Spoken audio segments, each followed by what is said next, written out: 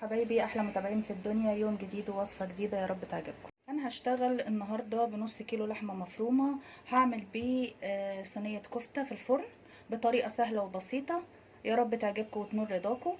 يا ريت تعملوا لايك، واللي اول مره يشوف القناه يعمل سبسكرايب للقناه ويفعل زرار الكل عشان يبان له كل ما هو جديد.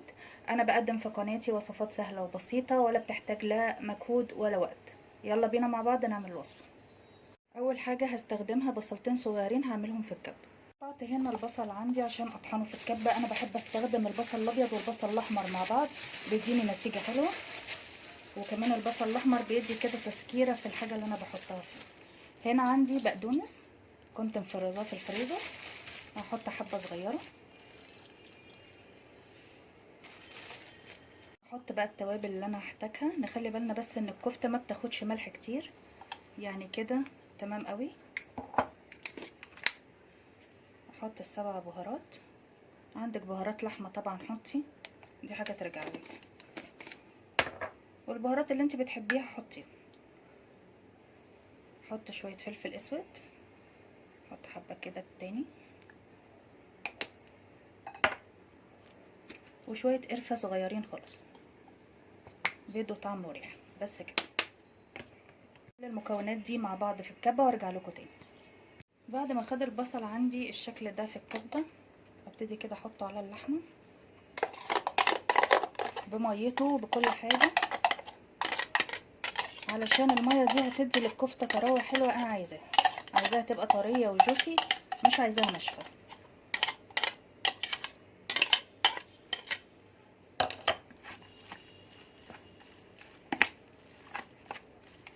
هقلب كده الكفته مع بعض. هحط لها بقى 3 مكونات اساسيه. هحط لها معلقه دقيق،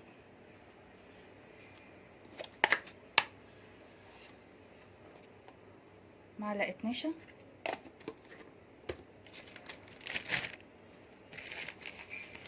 معلقه بقسماط ناعم. تمام كده. وهزود عليها كمان رشه بيكنج باودر عشان تخليها خفيفه وهشه كده زي ما انتوا شايفين. ما ازودش كتير في البيكنج باودر.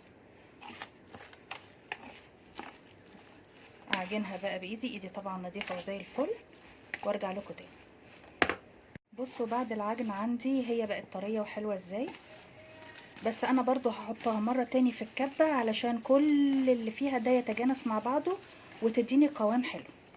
يلا بينا مع بعض. بصوا الفرق بين اللي اتعملت في الكبه، بصوا لونها وقوامها عاملين ازاي، وبين اللي ما اتعملتش لسه في الكبه.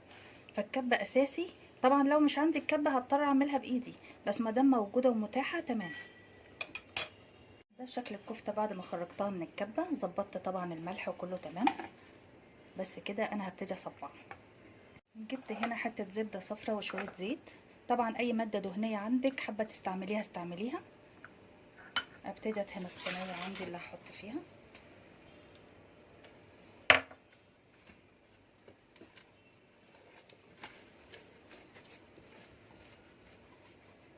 دهان خفيف كده علشان بس ايه الكفته نفسها ما فيهاش ماده دهنيه، مش حاطه جواها لا دهن ولا سمنه ولا اي حاجه جواها.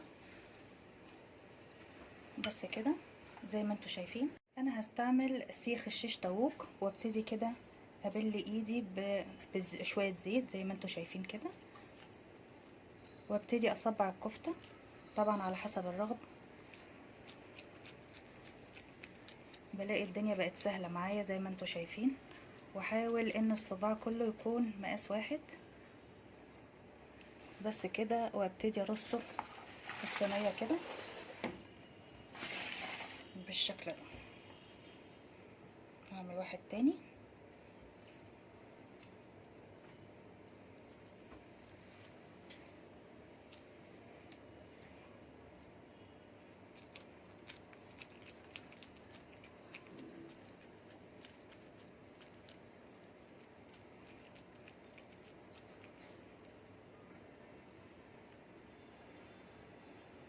بس كده اخلص الكميه وارجع لكم تاني. ادي شكل الكفته عندي بعد ما صبعتها، وادي كميه النص كيلو اللي احنا عملناه. ابتدي ادي رشه خفيفه كده بالفرشة برضو الزبدة والزيت. طبعا لو في سمنة بلدي ماشي، لو في السمنة اللي انت بتستعمليها عادي جدا، اي مادة دهنية وخلاص، لان اللحمة تعتبر حمرا يعني ما فيهاش دهون كفاية. وطبعا هي كده هتطلع طرية لان انا محتفظة بالسوائل اللي فيها بالنشا والدقيق والبيكنج باودر اللي انا حطيته فيه. هحطها كده في التلاجة شوية، وبعد كده على ميعاد السوا هطلعها. ده شكل الكفتة عندي بعد ما اخدت وقتها في التلاجة. ودلوقتي هنور عليها الفرن متوسط الحرارة في الرف اللي في الوسط، الفرن مش الشواية. ده الشكل النهائي للكفتة عندي بعد ما طلعتها من الفرن، وده سوا الفرن، فرن متوسط الحرارة في الرف اللي في الوسط زي ما قلت لكم. تعالوا بقى نشوف طرية ازاي. بصوا، وكل السوائل فيها اهي، تحفة يا جماعة، وريحتها جميلة جدا. وممكن نقدم مع الكفتة مكرونة بطماطم، ويبقى شكل الطبق زي ما احنا شايفين كده. فكرة جديدة ولوجبة حلوة برضو. يا رب طبقنا النهاردة يكون عجبكم، واشوفكم فيديو جديد.